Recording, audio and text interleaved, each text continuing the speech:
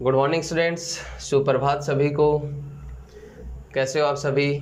आशा करता हूँ आप सभी अच्छे ही होंगे और आपकी तैयारी भी अच्छी चल रही होगी।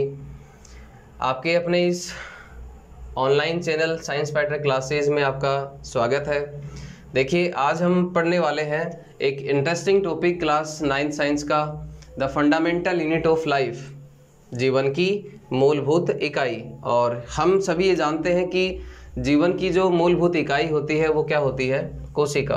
तो आज हम डिस्कस करेंगे कोशिका के बारे में। कोशिका क्या होती है, उसका फंक्शन क्या होता है, उसका कार्य क्या होता है, इन सब के बारे में हम क्रम वाइज डिस्कस करने वाले हैं। तो देखिए, सबसे पहले हम डिस्कस करेंगे कोशिका के बारे में, सेल के बारे में, जिसको हम कहते हैं कोशिका।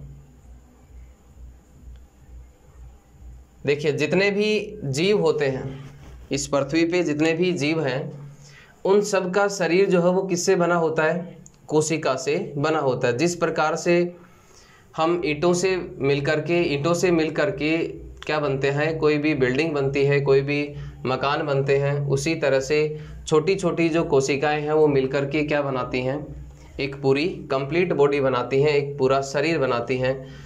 ये भूमिका होती है किसकी? कोशिका की। तो मैं यहाँ पे ये बोल सकता हूँ कि प्रत्येक जीव का जो शरीर होता है वो किससे बना होता है? कोशिका से बना होता है। जितने भी जीव इस पृथ्वी पे स्थित है, उन सब का शरीर जो है वो किससे बना है? कोशिका से बना है। तो कोशिका जो है वो जीवन की क्या है? मूलभूत इकाई होती है। इसीलिए हम कोशिका को क्या कह सकते हैं? जीवन की मूलभूत इकाई। देखिए, कोशिका, हमारा जो शरीर होता है या फिर जो एनिमल्स होते हैं, जितने भी जीव होते हैं, उनका शरीर किससे बना होता है? कोशिका से बना होता है। या फिर मैं ये बोल सकता हूँ कि कोशिका को जीवों के शरीर की संरचनात्मक इकाई हम बोल सकते हैं, क्योंकि जीवों का जो शरीर है, उनकी जो संरचना है वो किसके कारण होती है? कोशिका के कारण। तो मैं यहाँ पे ये बोल सकता हूँ कि कोशिका जीवों के शरीर की कैसी इकाई होती है? संरचनात्मक। कैसी इकाई होती है? संरचनात्मक इकाई होती है। और हमारे शरीर के जितने भी फंक्शंस होते हैं, कार्य होते हैं, वो किसके द्वारा कंप्लीट किए जाते हैं, पूरे किए जाते हैं? कोशिका के द्वारा। तो यहाँ पे मैं ये भी बोल सकता हूँ कि कोशिका जो है वो जीवों के शरीर की कैसी इकाई होती है? कार्यात्मक। कैसी इकाई होती है? कार्यात्मक इकाई। तो यहाँ पे आप बोल सकते हो कि कोशिका जीवों के शरीर की संरचनात्मक और कैसी इकाई है? कार्यात्मक इकाई। देखिए, यूनिटी जो होती है वो अपने आप में कंप्लीट होती है, पूरी होती है। तो यहाँ पे ये बोलना सही होगा कि कोशिका जो है वो जीवों के शरीर की क्या है? संरचनात्मक और कार्यात्मक इकाई होती है। अपने आप में कोशिका कंप्लीट होती है, पूरी होती है। नेक्स्ट हम देखो डिस्कस करते हैं कि कोशिका को सबसे पहले किसके द्वारा खोजा गया था। तो देखिए, 1665 ईस्वी में एक वैज्ञानिक थे जिनका नाम था रॉबर्ट हुक। और रॉबर्ट हुक ने 1665 ईस्वी में किसको खोजा? एक कोशिका को खोजा। और ये कोशिका जो खोजी गई थी रॉबर्ट हुक के द्वारा, रॉबर्ट हुक ने जो ये कोशिका खोजी थी, ये कोशिका कैसी थी? मृत कोशिका थी। कैसी कोशिका थी? मृत कोशिका थी। और इस कोशिका को खोजा गया था किसमें? पादप की कोर्क में, जिसको हम छाल बोल सकते हैं।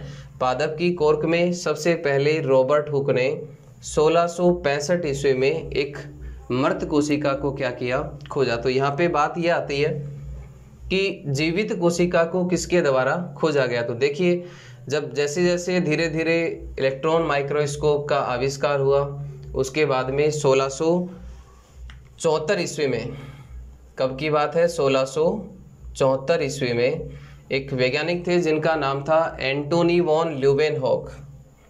क्या नाम था? ल्यूवेनहॉक।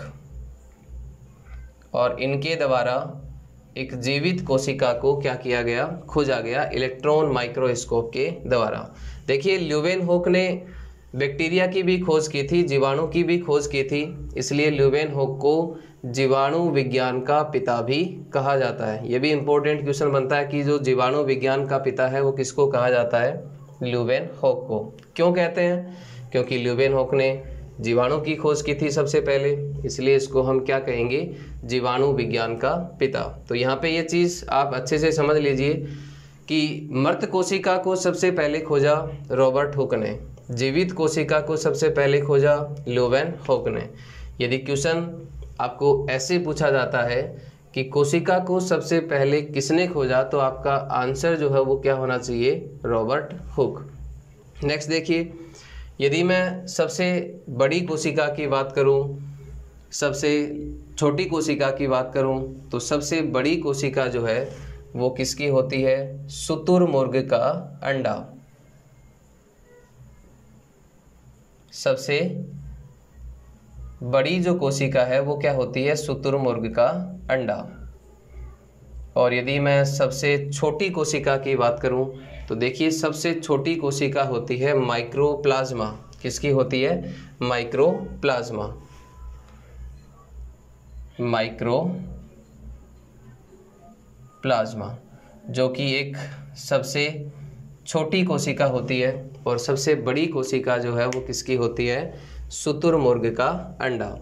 यदि मैं यही बात मानव शरीर के लिए करूं, तो मानव शरीर की सबसे छोटी कोशिका जो है वो क्या होती है?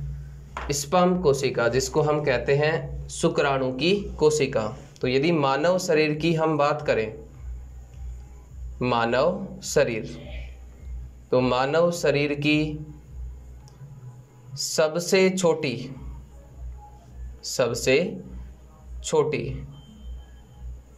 कोशिका, सबसे छोटी कोशिका क्या होती है भाई? मानव शरीर की सबसे छोटी कोशिका क्या होती है? शुक्राणु की कोशिका। क्या होती है? शुक्राणु।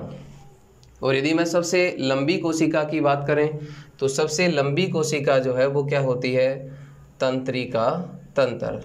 ये दोनों ही इम्पोर्टेंट क्वेश्चन हैं। तंत्रिका तंत्र। मानव शरीर की सबसे छोटी कोशिका होती है शुक्राणु की कोशिका, सबसे लंबी कोशिका होती है तंत्रिका तंत्र की कोशिका। देखिए, कोशिका सिद्धांत की यदि हम बात करें, कोशिका सिद्धांत की हम बात करें, तो कोशिका सिद्धांत दिया गया था, दो वैज्ञानिक थे जिनका नाम था स्लाइडेन और दूसरे थे स्वान। दूसरे क्या कौन थे? स्वान। इन दोनों वैज्ञानिकों ने क्या दिया? कोशिका सिद्धांत। और उसकी कुछ मुख्य बातें थी जो मैं अभी आपको बताने वाला हूँ। कोशिका सिद्धांत की जो मुख्य बातें थी वो क्या थी कि प्रत्येक जीव का शरीर किससे बना होगा? कोशिका से बना होगा। जितने भी जीव इस पृथ्वी पे स्थित हैं उन सभी का शरीर जो है वो किससे बना होगा? कोशिका से बना होगा। ये बात कही किसने? स्लाइडेन और स्वान ने। ठीक है। अब देखिए, जितने भी जीव पृथ्वी पे स्थित हैं उनका शरीर किसका बना होगा? कोशिका का बना होगा। या तो उनका शरीर एक कोशिका का बना होगा या फिर किसका बना होगा? अनेक कोशिकाओं का बना होगा। देखिए, समझिए इस चीज़ को आप कि यदि किसी जीव का शरीर एक कोशिका का बना है तो वो जीव कैसा होगा? एक कोशिकीय। जिसको एग्जाम्पल हम देखें इसका, तो अमीबा है, पैरामीशियम है, ये क्या है? एक कोशिकीय जीव होते हैं। और यदि किसी जीव का शरीर अनेक कोशिकाओं का बना होगा तो उसको हम क्या कहेंगे? बहुकोशिकीय जीव। फॉर एग्जाम्पल, हम कैसे जीव हैं? बहुकोशिकीय। जितने भी एनिमल्स हैं, जितने भी पादप हैं, वो सारे कैसे हैं? बहुकोशिकीय जीव में आते हैं। तो स्लाइडेन और स्वान के कोशिका सिद्धांत की जो मुख्य बात थी वो क्या थी कि जितने भी जीव पृथ्वी पे स्थित हैं उनका शरीर किसका बना होगा? कोशिका का बना होगा। किसका बना होगा? कोशिका का। जिनका शरीर एक कोशिका का बना होगा वो एक कोशिकीय, और जिनका अनेक कोशिकाओं का बना होगा वो क्या होगी? बहुकोशिकीय जीव। लेकिन यहाँ पे एक इम्पोर्टेंट क्वेश्चन ये बनता है, वायरस। यदि मैं वायरस की बात करूँ तो देखिए काफ़ी इम्पोर्टेंट चीज़ है। यदि मैं किसकी बात करूँ? वायरस की। तो वायरस जो होते हैं वो कोशिका सिद्धांत के क्या होते हैं? अपवाद होते हैं। देखिए क्यों होते हैं? क्योंकि वायरस में किसी प्रकार की कोशिका ही नहीं होती। वायरस जो है वो क्या होते हैं, अकोशिकीय जीव होते हैं। इनमें किसी भी प्रकार की क्या नहीं होती, कोशिका नहीं होती।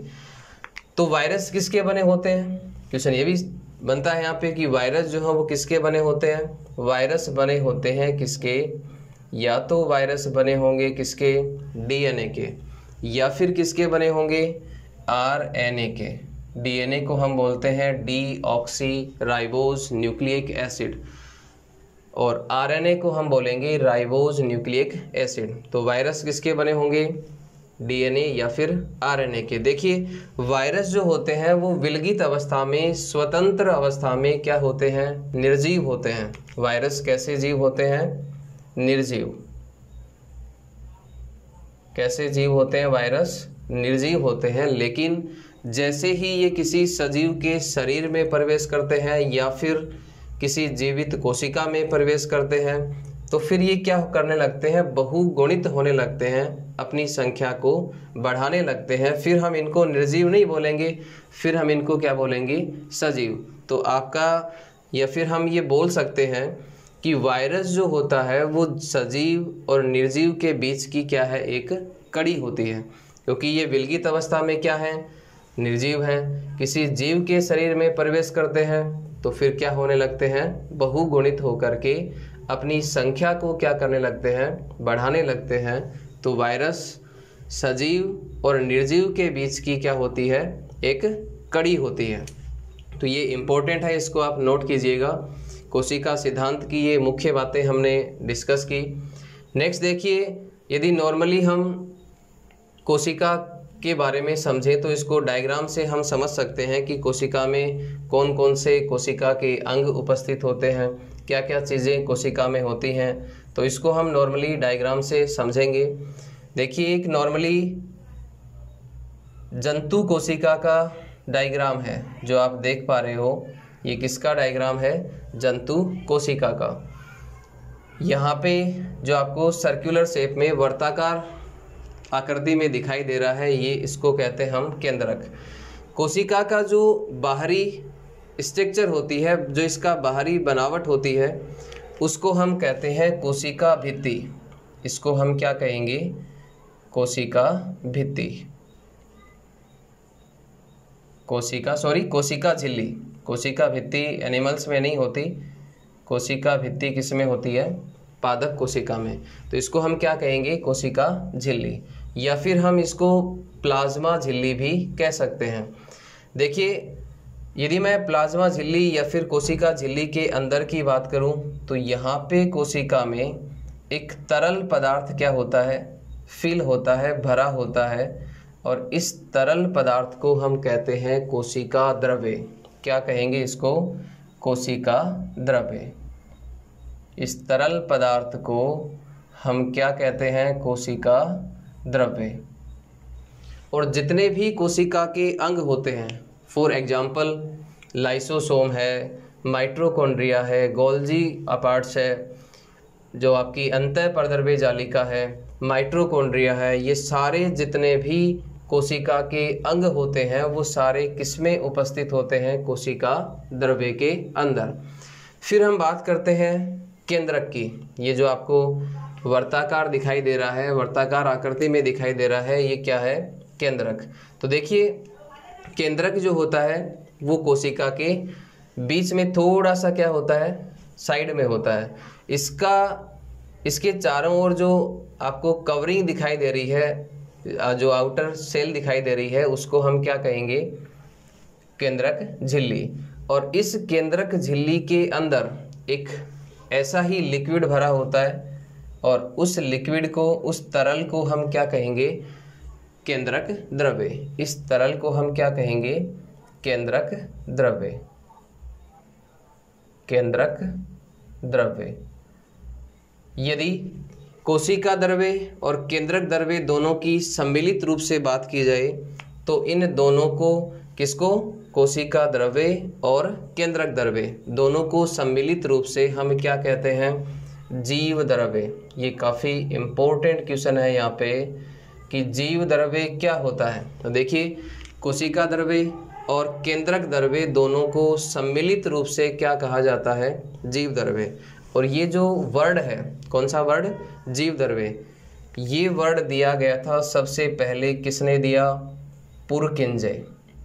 किस वैज्ञानिक ने दिया, पुरकिंजे एक वैज्ञानिक का नाम है जिसके द्वारा सबसे पहले कोशिका द्रव्य और केंद्रक द्रव्य को किस नाम से बोला गया, जीव द्रव्य के नाम से।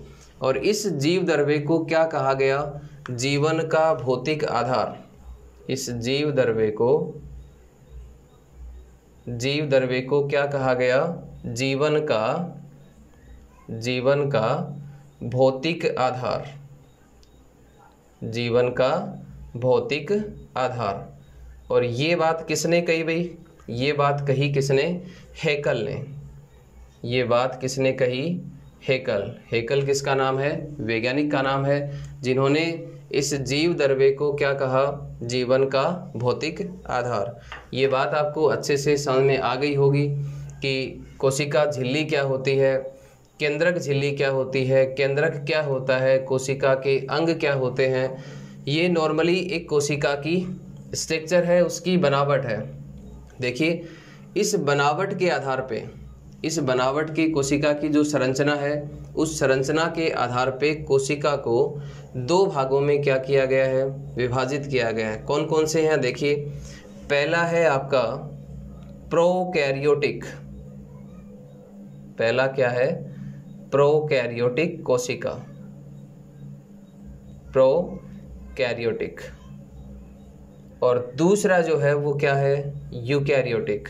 इनमें डिफरेंस हम देखेंगे कि क्या डिफरेंस होता है यूकैरियोटिक और प्रोकैरियोटिक कोशिका में। यूकैरियोटिक कोशिकाएं कौन सी होती हैं और प्रोकैरियोटिक कोशिकाएं कौन सी होती हैं, इनके बारे में हम अभी देखेंगे। देखिए मैंने आपको बताया कि केंद्रक के चारों ओर जो झिल्ली होती है उसको हम क्या कहते हैं, केंद्रक झिल्ली। यदि किसी भी कोशिका में केंद्रक के चारों ओर झिल्ली क्या होती है, अनुपस्थित होती है, तो उस कोशिका को हम क्या कहेंगे, प्रोकैरियोटिक। यदि हम इसका एग्जाम्पल लेना चाहें तो देखिए प्रोकैरियोटिक कोशिका का सबसे बेस्ट उदाहरण है जीवाणु की कोशिका। किसकी कोशिका, जीवाणु की कोशिका। यदि किसी कोशिका में के केंद्रक में केंद्रक झिल्ली क्या होती है, अनुपस्थित होती है, तो उसको हम क्या कहेंगे, प्रोकैरियोटिक कोशिका। और यदि ये जो स्पष्ट केंद्रक होता है किसी भी कोशिका के अंदर, केंद्रक झिल्ली कंप्लीट होती है, पूरी होती है, तो उस कोशिका को हम क्या कहेंगे, यूकैरियोटिक कोशिका। फॉर एग्जाम्पल जितने भी जीव लाइज हैं पृथ्वी पे स्थित हैं, जितने भी जंतु, जीव या फिर हम बोल सकते हैं जंतु या फिर पादप, जितने भी जंतु और पादप इस पृथ्वी पे उपस्थित हैं, उन सब की कोशिका जो है वो कैसी होती है, यूकैरियोटिक कोशिका होती है। हमारी जो कोशिका है वो कैसी है, यूकैरियोटिक। देखिए आगे हम डिस्कस करते हैं कोशिका के अंगों के बारे में। कोशिका के कौन कौन से अंग होते हैं और उनका कार्य क्या होता है कोशिका के अंदर, उनके बारे में हम डिस्कस करते हैं। तो सबसे पहले हम जिक्र करते हैं कोशिका झिल्ली का। तो कोशिका झिल्ली मैंने आपको बताई कि कोशिका झिल्ली जो है वो क्या है, किसी भी कोशिका का बाहरी आवरण होता है। किसी भी कोशिका का जो बाहरी आवरण होता है वो क्या होता है, कोशिका झिल्ली। कोशिका झिल्ली जो है वो क्या होती है, छिद्र युक्त होती है। कैसी होती है, छिद्र युक्त। इसको मैं बोल सकता हूँ कि कोशिका झिल्ली जो है वो कैसी होती है, छिद्र युक्त होती है। इसमें पतले पतले क्या होते हैं, छिद्र पाए जाते हैं।